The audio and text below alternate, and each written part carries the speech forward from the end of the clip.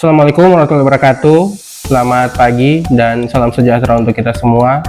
Perkenalkan, nama saya Berturianto Takaendengan dari Prodi Pendidikan Matematika Universitas Negeri Gorontalo.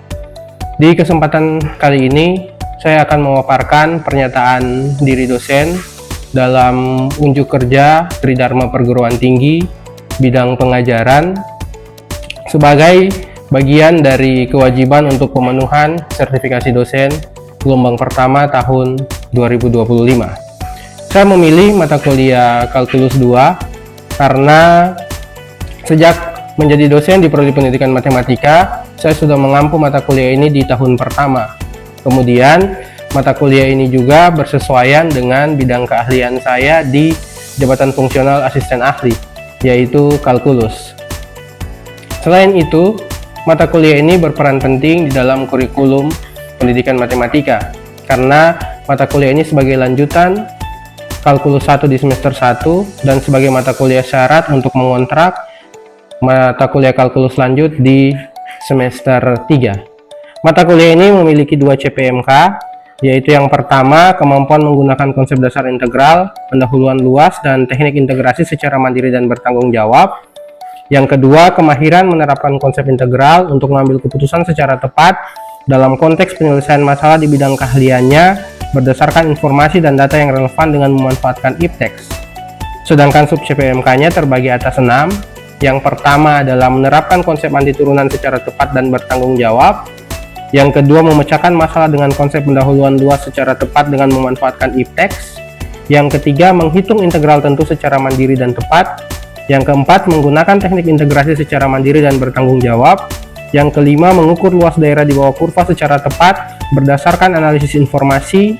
Dan yang keenam, mengukur volume benda putar secara tepat dengan memanfaatkan if text. Nantinya dalam pembelajaran ini, kita akan menggunakan beberapa model pembelajaran yang terbagi atas CPMK 1, kita akan menggunakan direct instruction atau pembelajaran langsung, dan cooperative learning atau pembelajaran berkelompok. Sedangkan untuk CPMK 2, kita akan menggunakan case-based learning atau pembelajaran berbasis kasus dengan cooperative learning atau pembelajaran berbasis kelompok. Nantinya penilaian akan terbagi 2, yaitu di CPMK 1 dengan bobot 40% dan di CPMK 2 dengan bobot 60%. Bentuk penilaian untuk CPMK 1 berupa tes essay dengan rubrik penskoran ada 4 yang dinilai. Yang pertama, ketepatan hasil akhir. Yang kedua, kejelasan dan kelengkapan langkah penyelesaian. Yang ketiga, kesesuaian penggunaan notasi matematika. Dan yang keempat, kerapihan penulisan dan kelogisan penjelasan. Sedangkan untuk laporan studi kasus, rubrik penskorannya adalah yang pertama, penafsiran masalah. Yang kedua, ketepatan penggunaan konsep matematika. Yang ketiga, sistematika pemecahan masalah. Dan yang keempat, rekomendasi solusi. Demikian yang dapat saya sampaikan. Harapan saya pemaparan ini dapat menggambarkan komitmen saya dalam menjalankan Tridharma Perguruan Tinggi khususnya bidang pengajaran secara profesional dan bertanggung jawab. Sebagai pelengkap, saya akan memberikan contoh rekaman video pertemuan keempat, materi pendahuluan luas dengan pendekatan poligon dalam dan poligon luar menggunakan pendekatan case-based learning. Selamat menyaksikan. Selamat siang adik-adik semua. Sebelum kita mulai perkuliahan di siang hari ini, mari kita berdoa menurut agama dan kepercayaan kita masing-masing. Berdoa dimulai.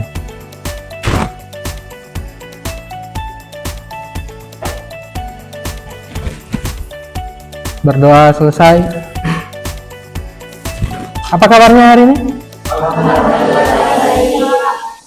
Sehat? Sehat ya? Karena kita semua berada di ruangan ini. Kalau tidak sehat, tentunya ada di rumah, sedang istirahat atau dirawat di rumah sakit. Baik keadaannya? Baik? Baik atau tidak baik? Baik. Tentunya kita harus memastikan dulu sebelum kita belajar yang mana kita siap secara fisik dan mental. Artinya kita harus sehat dan baik. Karena hidup ini penuh perjuangan. Dan di siang hari ini, mari kita sama-sama berjuang untuk belajar materi pendahuluan luas. Hari ini adalah pertemuan keempat kita. Pada pertemuan sebelumnya masih ada yang ingat materi apa yang kita bahas? Jumlah, notasi, dan sigma. Sampai 5 kuadrat. Kalau begitu, notasi jumlah dan sigma atau sigma itu apa sebenarnya? Notasi dari penulisan terkait penjumlahan berulang. Nah, sekarang coba sama-sama kita lihat. Penjumlahan berulangnya adalah 3 kali 1 kuadrat tambah 1, baru 3 kali 2 kuadrat tambah 1, 3 kali 3 kuadrat tambah 1, tambah 3 kali 4 kuadrat tambah 1. Nah, kalau kita ubah itu dalam notasi sigma, bagaimana nanti bentuknya?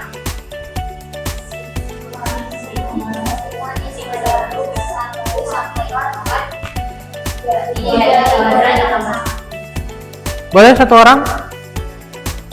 Ya, Sulfa silakan. Bentuknya itu sigma ini sama dengan 1 sampai 4 dari 3 I kuadrat tambah 1. Dari 3 I kuadrat tambah 1. Nah, ini materi yang kita pelajari di pertemuan sebelumnya.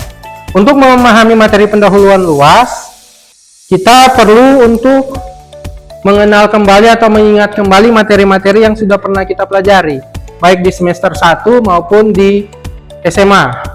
Ini adalah salah satu materi yang kita butuhkan pengetahuannya di dalam pembelajaran pendahuluan luas, yaitu terkait persamaan kuadrat.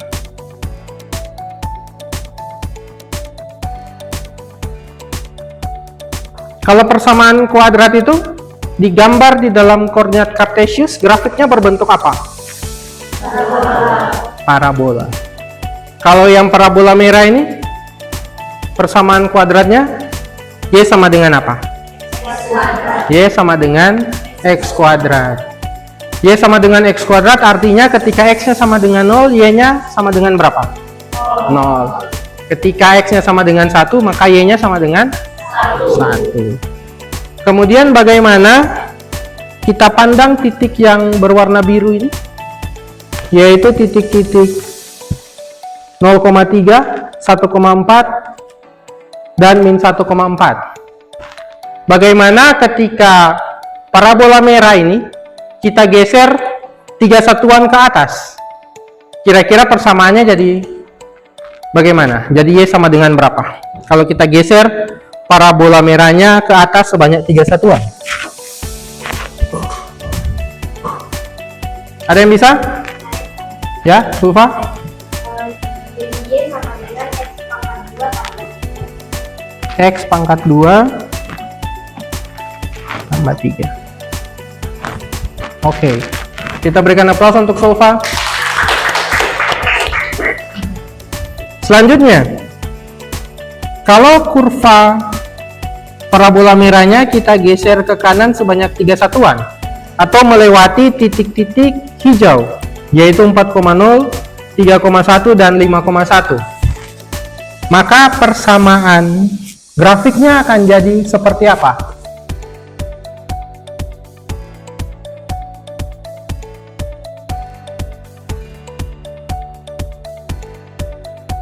Nah, artinya kalian masih mengingat materi tentang persamaan kuadrat. Ini juga bisa Anda scan, sudah saya bagikan di grup WA. Untuk selanjutnya,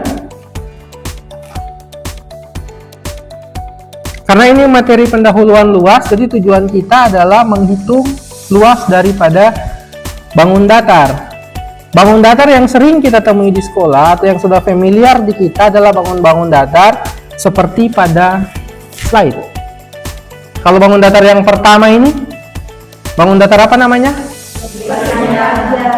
Kalau persegi panjang, Denal, luasnya, bagaimana cara menentukan luasnya?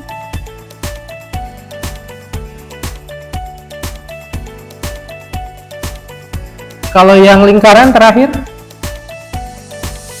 siapa? Nova? PR kuadrat. Ini adalah bangun-bangun datar yang familiar di kita, yang kita tahu cara menghitung luasnya. Nah, pertanyaannya bagaimana kalau yang kita temui adalah bangun datar yang tidak lazim atau yang tidak biasa kita temui di sekolah. Misalnya seperti yang ditampilkan dalam slide ini.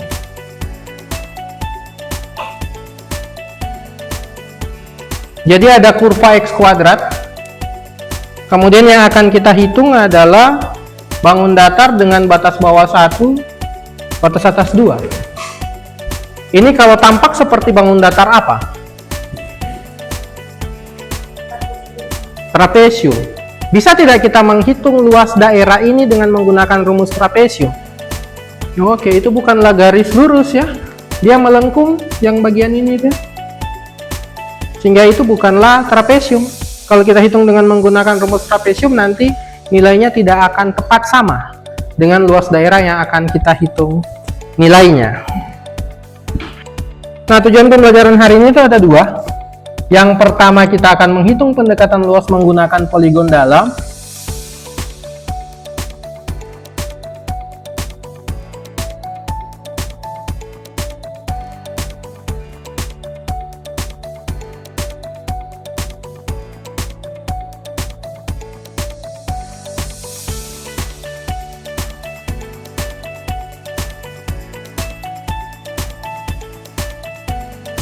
Sama dengan 2/10 atau 0,2. Itu adalah lebar ya. Lebar dari masing-masing persegi panjang dengan batas atas 3, batas bawah 1. Ada 10 persegi panjang yang kita buat. Jadi lebarnya sama, baik itu poligon dalam maupun poligon luar.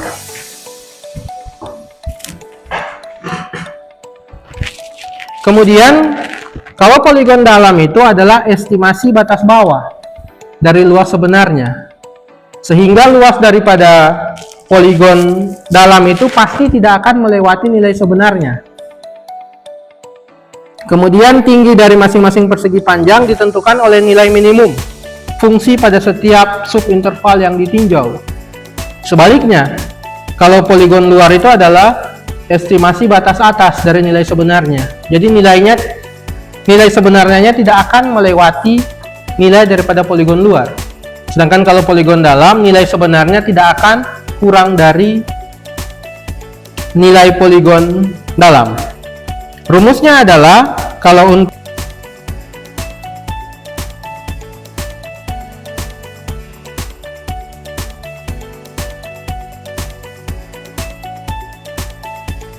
dengan berapa?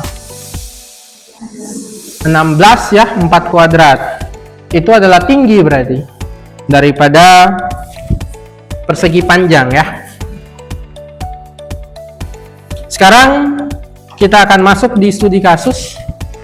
Jadi di studi kasus ini saya akan membagi kalian dalam 4 kelompok.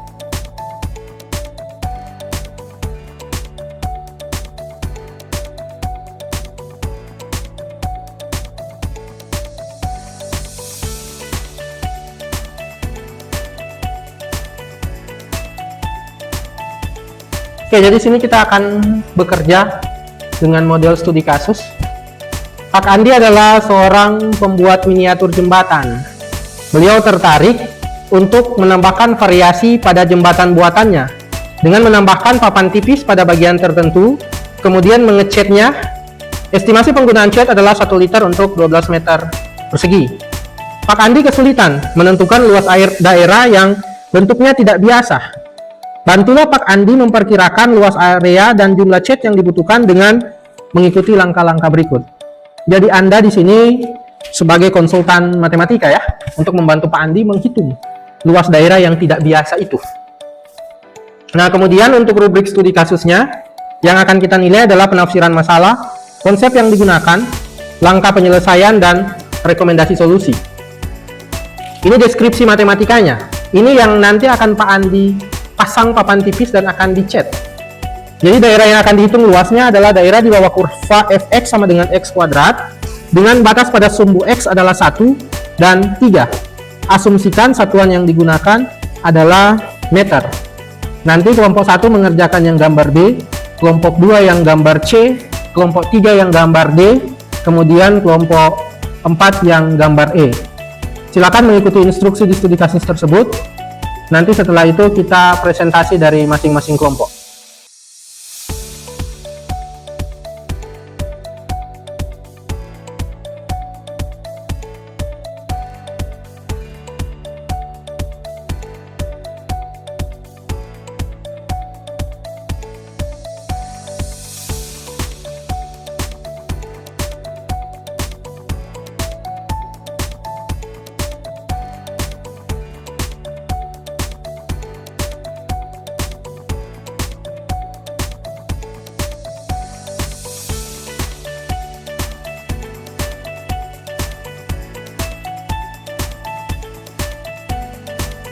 Mungkin kelompok 1 dan kelompok 2 bisa menempel kartonnya di depan.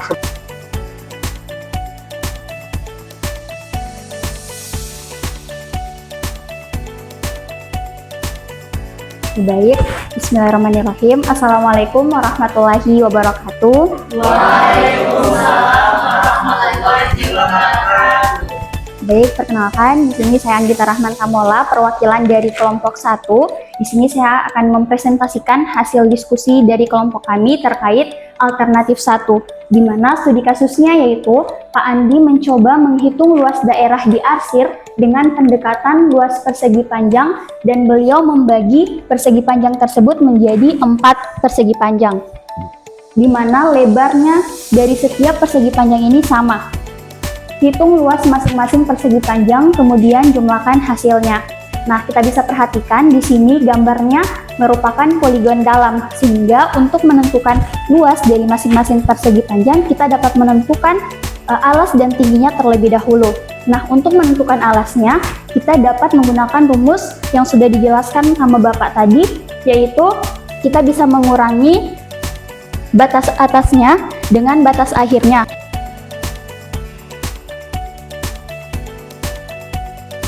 Diperoleh yaitu 6,75 meter kuadrat. Ya, sekian presentasi dari kelompok kami. Mohon maaf jika ada ya kesalahan. Assalamualaikum warahmatullahi wabarakatuh.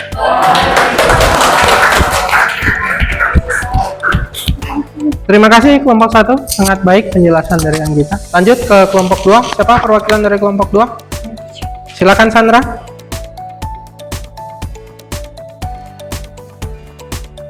Baik, bismillahirrahmanirrahim. Assalamualaikum warahmatullahi wabarakatuh. Baik, perkenalkan saya Sandrawati Jafar, perwakilan dari kelompok 2. Di sini saya akan mempresentasikan hasil kerja kelompok kami. Nah, di sini saya mau menyambung studi kasus yang ada di kelompok 1, yaitu alternatif 1. Di sini ada gambar C, dapat kita lihat pada gambar ini bahwa gambar ini terbentuk poligon luar, di mana untuk poligon luar sendiri itu melakukan pendekatannya itu dari sebelah kanan. Nah, di sini kan kita disuruh hitung luas dari masing-masing persegi panjang. Nah, untuk menghitung luas dari persegi panjang sendiri, kita menggunakan rumus alas dikali tinggi.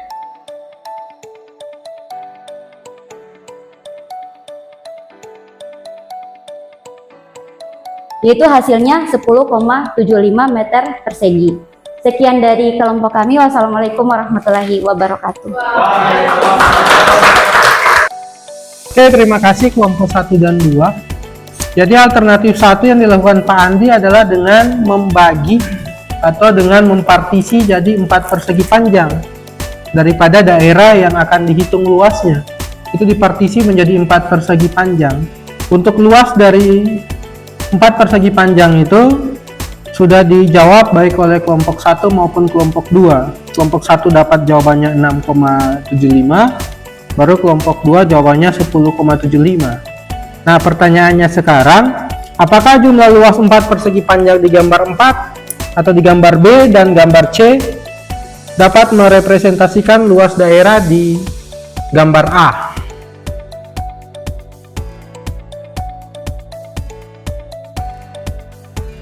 Oke, jadi yang gambar A ini masih ada bolong-bolong ya. Daerah yang seharusnya adalah luas daerah, tetapi tidak terhitung nilainya. Sedangkan di gambar C itu ada daerah-daerah persegi panjang yang melebihi daerah sebenarnya. sehingga sebenarnya bukan wilayahnya tetapi terhitung sebagai wilayahnya. Itu kelemahannya. Apakah itu menggambarkan nilai sebenarnya? Apakah kita bisa menjamin bahwa yang digambar C ini yang lewat-lewat ini nilainya ketika kita pasangkan di sini dia akan menutupi yang kosong-kosong ini? Nah, tidak ada jaminan ya. Sehingga atau selisih ya, selisih daripada poligon luar dengan luas sebenarnya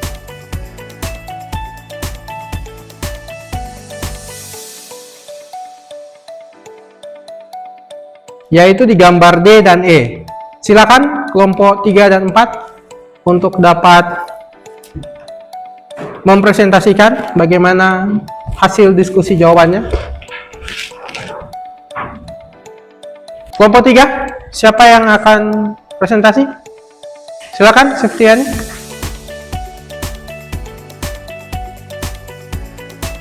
Bismillahirrahmanirrahim. Assalamualaikum warahmatullahi wabarakatuh. Perkenalkan, nama saya Septiani Lihawa, perwakilan dari kelompok 3. Nah, di sini kami membahas untuk penyelesaian di alternatif 2, yaitu di mana Pak Andi berpendapat bahwa semakin banyak persegi panjang yang dibuat, semakin mendekati nilai sebenarnya luas daerah diarsir pada gambar A. Maka oleh karena itu Pak Andi membagi daerah tersebut menjadi 10 persegi panjang dengan lebar atau alas yang sama. Kemudian hitunglah luas dari 10 persegi panjang tersebut. Di sini kami menggunakan pendekatan poligon dalam.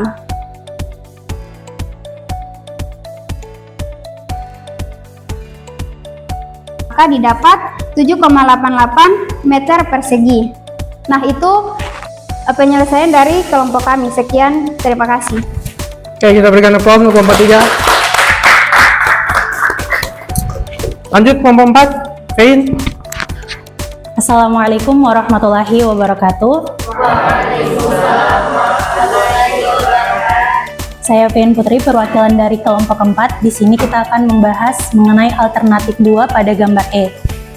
Untuk gambar E ini, untuk lebar masing-masing perseginya sama dengan yang pada gambar D, karena untuk partisinya itu ditambah sebanyak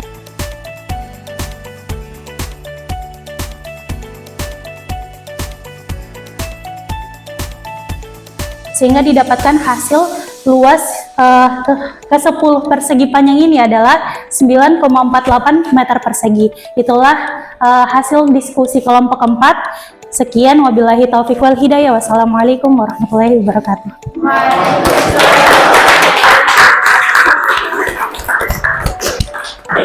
Oke, terima kasih Fein dan teman-teman kelompoknya yang telah mempresentasikan jawaban kalian. Baru pertanyaan kedua, apakah 10 persegi panjang di gambar D dan E dapat merepresentasikan luas daerah di gambar A? Kan kalau 4 tadi katanya belum. Bagaimana kalau sudah 10? Bagaimana, Fein? Belum juga, hanya saja kalau dibandingkan dengan alternatif 1 tadi, untuk alternatif 2 ini dia lebih mendekati pada luas yang sebenarnya, karena bisa dilihat di gambar untuk daerah yang tidak diarsir itu dia semakin sedikit daripada gambar yang ada pada alternatif 1, atau yang bolong-bolongnya itu atau yang tak lebih-lebih itu dia lebih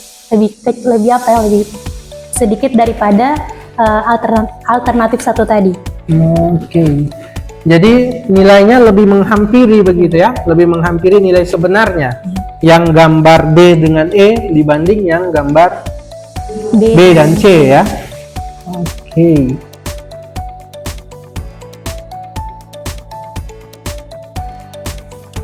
Baru ini pertanyaan pamungkasnya ya, karena studi kasusnya adalah kita membantu Pak Andi untuk menghitung berapa liter cat yang dibutuhkan. Karena cat ini adalah cat yang kualitas nomor 1 ya, yang termahal, karena dia mau membuat miniatur jembatan yang terbaik. Sehingga ukuran catnya harus presisi, harus tepat. Berapa liter cat yang dibutuhkan Pak Andi untuk mengecat daerah yang diarsir? Ais. Dari 7,88.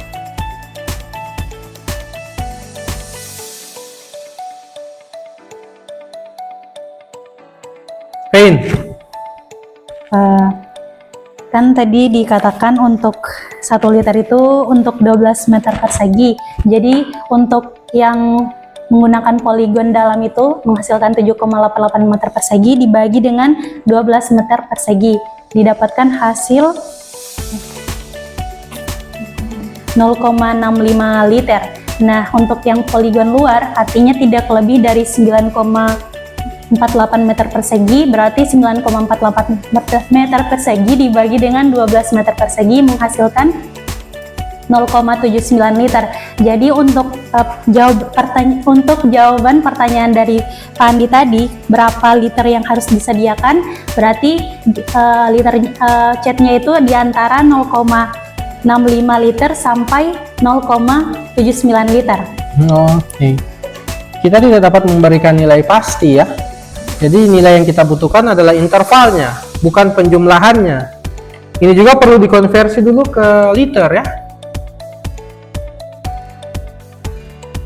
Berarti kesimpulannya semakin banyak ya, semakin banyak partisi yang kita buat berarti semakin kecil selisih antara luas sebenarnya dengan poligon dalam, atau dengan daerah-daerah kosongnya itu semakin kecil.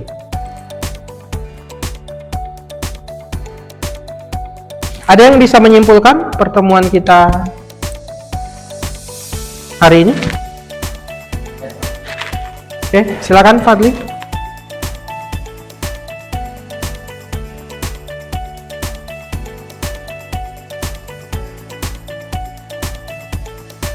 Ana, boleh berdiri Ana untuk menyampaikan kesimpulan?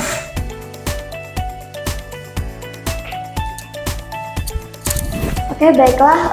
Untuk kesimpulan dari saya itu poligon dalam dia menggunakan pendekatan dari kiri, di mana pendekatan dari kiri itu menggunakan batas bawah dari partisi yang telah kita buat. Sedangkan untuk poligon luar itu dia menggunakan pendekatan dari kanan, di mana pendekatan dari kanan itu merupakan batas atas dari partisi yang telah kita buat, Pak. Terima kasih. Oke, terima kasih Ana. Jadi itu ya, kalau poligon dalam dia menggunakan minimum. Jadi kalau misalnya persegi panjang yang pertama itu 1 dan 2, yang kita ambil adalah satunya atau X0-nya. Sedangkan kalau poligon luar, kalau 1 dan 2 berarti yang kita ambil adalah 2 ya, atau maksimumnya. Itu yang membedakan antara poligon dalam dan poligon luar. Seperti yang disampaikan teman Anda tadi, Fadli, ketika jumlah partisi N diperbesar tak hingga banyaknya, artinya ada banyak sekali partisi yang kita buat, bukan hanya 4, bukan hanya 10, bukan hanya 100, bukan hanya 1000, tapi banyak sekali sampai tak hingga jumlahnya, maka kita bisa tuliskan limit Ln untuk N menuju ke tak hingga, artinya partisinya atau persegi panjangnya itu ada tak hingga banyaknya. Itu sama saja dengan integral untuk batas atas B, batas bawah A, fx dx. Jadi materi kita hari ini adalah sebagai jembatan kita di dalam mempelajari namanya integral tentu. Integral tentu itu sudah ada batas atas dan batas bawahnya. Integral tentu ini akan menjadi materi kita di pertemuan selanjutnya. Ada pertanyaan? Tidak ada? Cukup? Cukup? Oke, karena tidak ada pertanyaan, maka kita cukupkan untuk pertemuan hari ini. Kurang lebihnya saya mohon maaf. Assalamualaikum warahmatullahi wabarakatuh. Selamat siang.